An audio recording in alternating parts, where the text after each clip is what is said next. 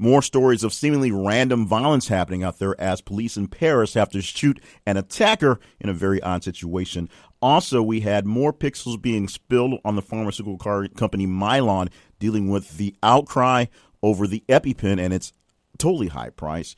And the U.S. suspects that Russian hackers, yes, Russian hackers, planted fake news, yes, fake news, that's causing the crisis in Qatar. They're blaming the Russians and their hacking and fake news on Qatar being cut off by everyone, even as President Donald Trump is actually taking credit for this thing happening. These are some of the conversations we had yesterday, so let's call this what this is, the Daily Recap Podcast for June the 7th, 2017.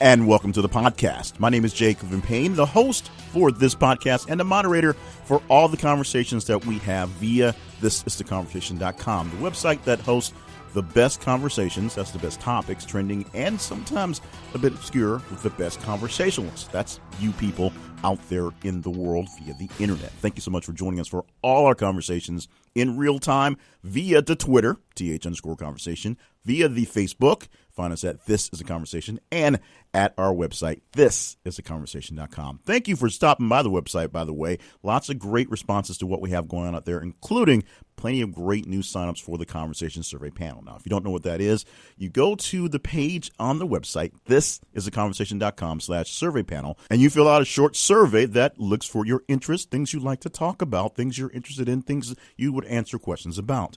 We will send you surveys, some informational for us and some actual paid surveys by other companies and consumers looking for your interests.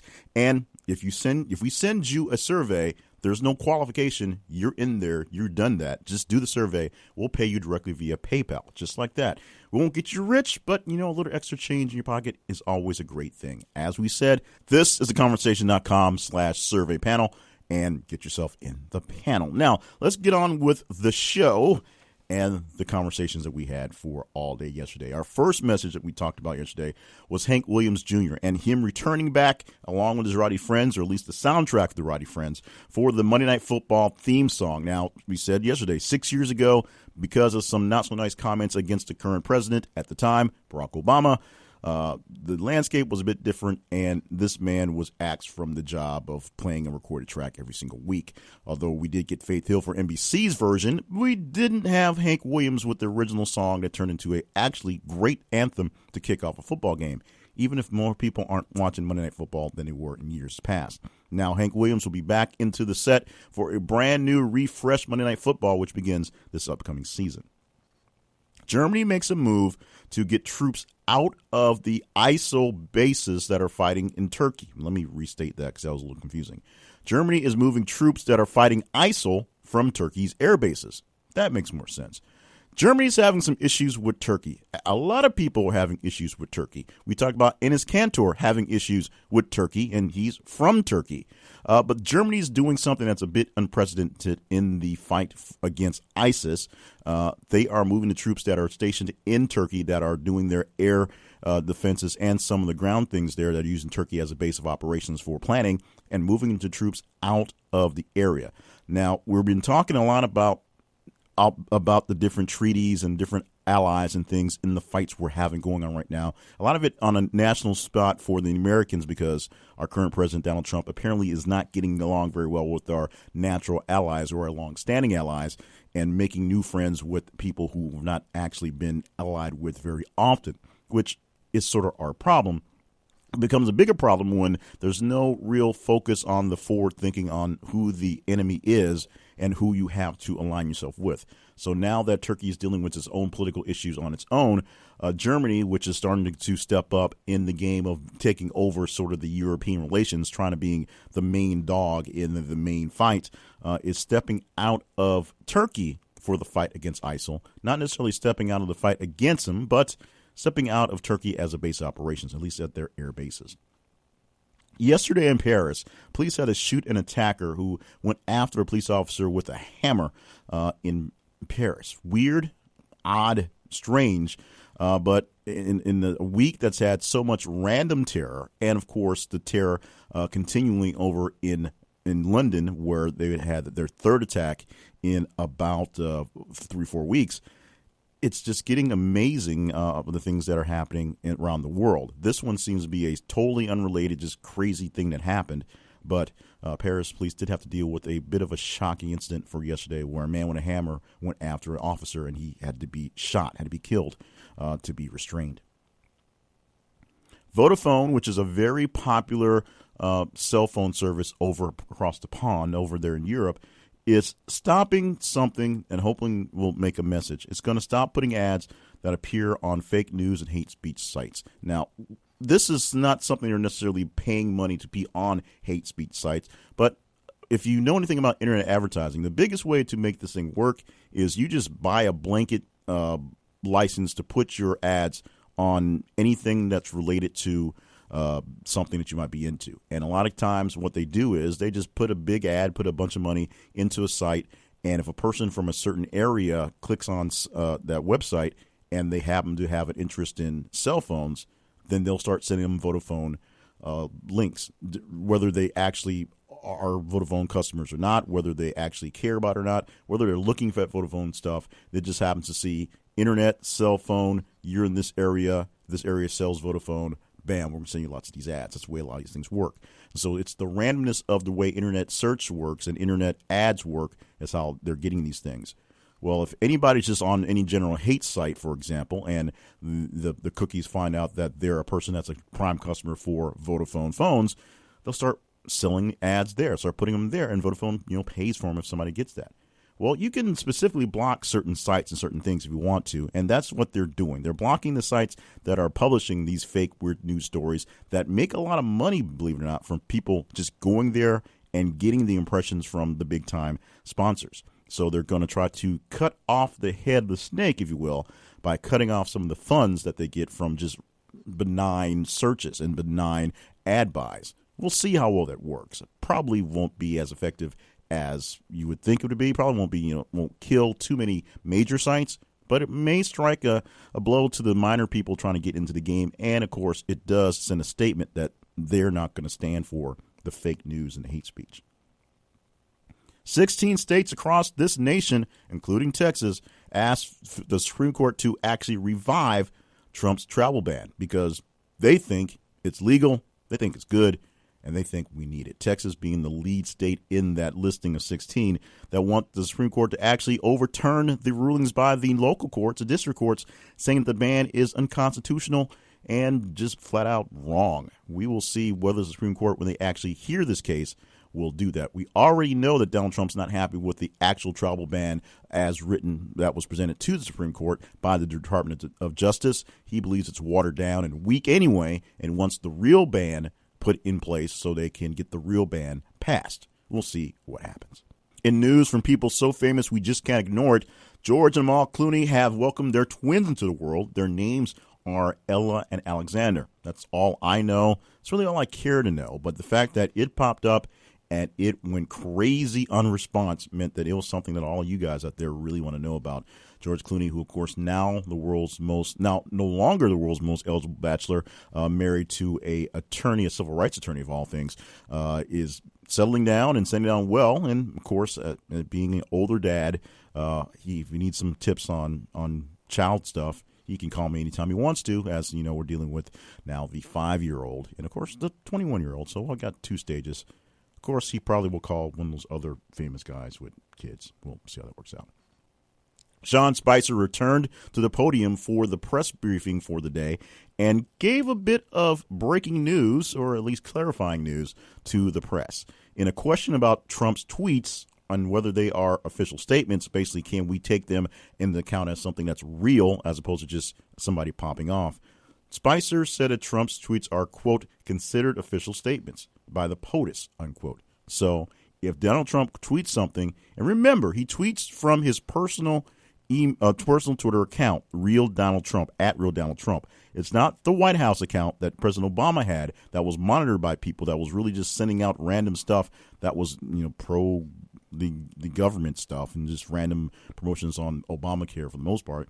This is actual stuff coming from the president's actual phone, which we know he's given that phone number out to just really random people as well.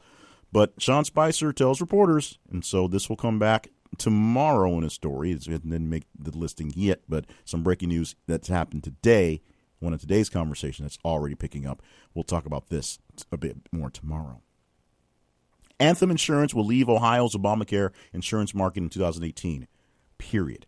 Anthem Insurance is finding that Obamacare, as it stands, not it's being replaced by, if that happens, is just too expensive for the state of Ohio, or at least for them in the state of Ohio. So the way Obamacare or the Affordable Care Act is written for Ohio, with the exceptions they have in there, Anthem Insurance is leaving the marketplace, meaning one less way to get insurance in that state, and probably other states as well. There's a domino effect.